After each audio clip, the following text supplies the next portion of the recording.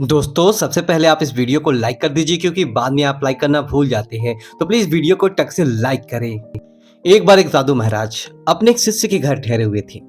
काफ़ी अमीर आदमी था वह शिष्य। बहुत से व्यापार थे उसके। घर में बहुत सारे नौकर चाकर। सब कुछ बढ़िया चल रहा था। साधु महाराज अक्सर एक बार कुछ दिनों के लिए अपने उस शिष्य के घर आकर ठहरते थे। क्योंकि वह शिष्य जिस नगर में रहता था, उस नगर में उस साधु महाराज की इष्ट देव का एक भव्य मंदिर था, जहां पर साधु महाराज हर साल दर्शन करने और घूमने के उद्देश्य से आते थे। इसलिए वह जब भी मंदिर दर्शन करने आती तो उस शहर में रहने वाले अपने शिष्य के घर कुछ दिनों के लिए जरूर रुकते। इससे पहले साधु महाराज जब भी उस शिष्य के घर आती तो उस शिष्य काफी उत्साहित और खुश दिखता था। लेकिन इस बार जब साधु महाराज उसके घर में रुके हुए थे तो उसने अनुभव किया कि शिष्य आजकल काफी परेशान और चिंता में रहता है। साधु महाराज शिष्य की पत्नी से पूछा, क्या बात है? आजकल तुम्हारे पत्नी काफी चिंता में रहती है। पत्नी ने कहा, हाँ, वो आजकल चिंता में रहती है क्योंकि उन्हें व्यापार में 5 लाख का फायदा हुआ। साधु महाराज कहा, इसमें चिंता की क्या बात है? ये तो खुशी की बात है भाई, 5 लाख का फायदा ही तो हुआ है, नुकसान थोड़ी ना हुआ है। यह सुन पत्नी मुस्कुराई और बोली, हाँ, लेकिन अगर आप उनसे उनकी चिंता का कारण पूछेंगे तो वह कहेंगे कि मैं इसलिए उदास हूं क्योंकि मुझे व्यापार में 5 लाख का नुकसान हुआ है। यह सुन साधु महाराज आश्चर्य में पड़ गए। उन्होंने कहा, यह क्या बात हुई? तुम तो पहेलियां बुझा रही हो। अभी कह रही थी कि 5 लाख का फायदा हुआ है, फिर कह रही हो कि 5 लाख का घाटा हुआ है। शिष्य की पत्नी ने हंसते हुए कहा, हाँ महाराज, मैं एकदम ठीक ही कह रही हूँ। मेरे पत्नी को एक साथ फायदा और नुकसान दोनों हुए हैं। साधु ने कहा, यह कैसे हो सकता है? पत्नी ने कहा, मेरे पति को 5 लाख का नुकसान हुआ है क्योंकि उन्हें उम्मीद थी कि व्यापार से उन्हें 10 लाख का फायदा होगा, लेकिन उसे 5 लाख का ही फायदा हुआ है।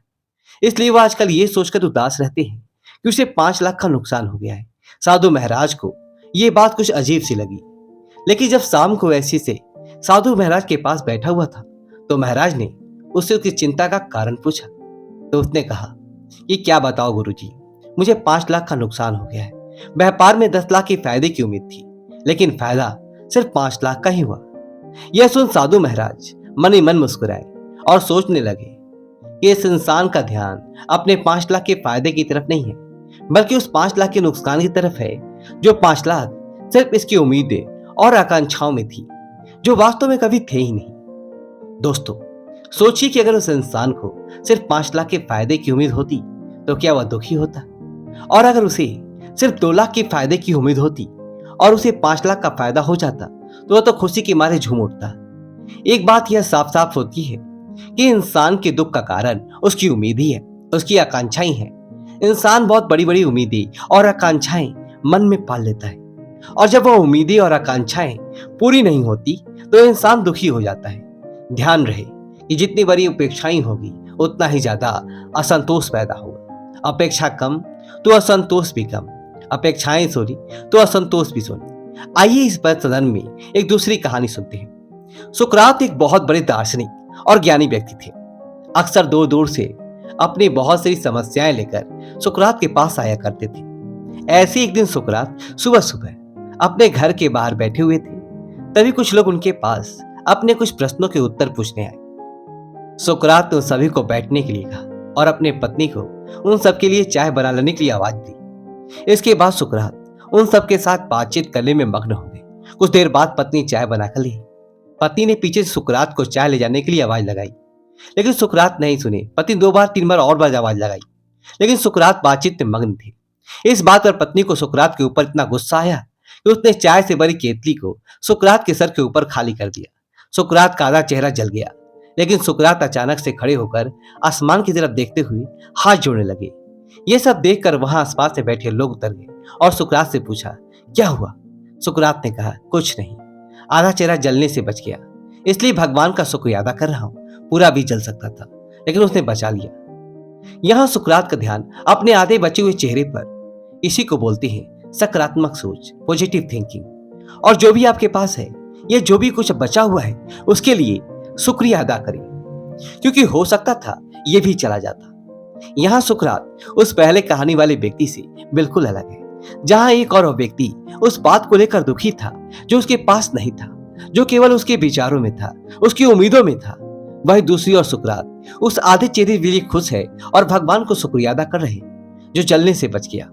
जो इंसान सपनों में नहीं बल्कि अर्थात में जीता है वह कभी दुखी नहीं रह सकता। साथ ही ऐसा इंसान जो हर खराब परिस्थिति में भी अच्छाई ढूंढ ले और हर छोटी चीज के लिए भगवान का धन्यवाद करे, उसे ज्यादा संतुष्ट इंसान इस दुनिया में दूसरा कोई हो ही नहीं सकता। हर महान इंसान में इस बात पर जोर दिया है कि ग्रेटिट्यूड इन पॉजिटिव थिंकिंग तो ऐसी चीज है जो अगर कोई अपने अंदर धारण कर ले ये उसकी पूरी जिंदगी बना सकती है। एटीट्यूड यदि आभार व्यक्त करने में बड़ी ताकत है। यह इंसान को अगर से शांति देती है।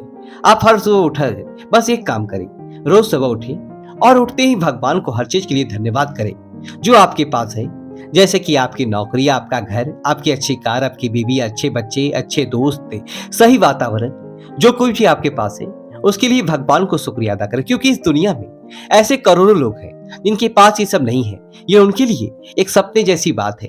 तो भगवान का शुक्रिया अदा करें कि आप उन करोड़ों लोगों में रहते हैं।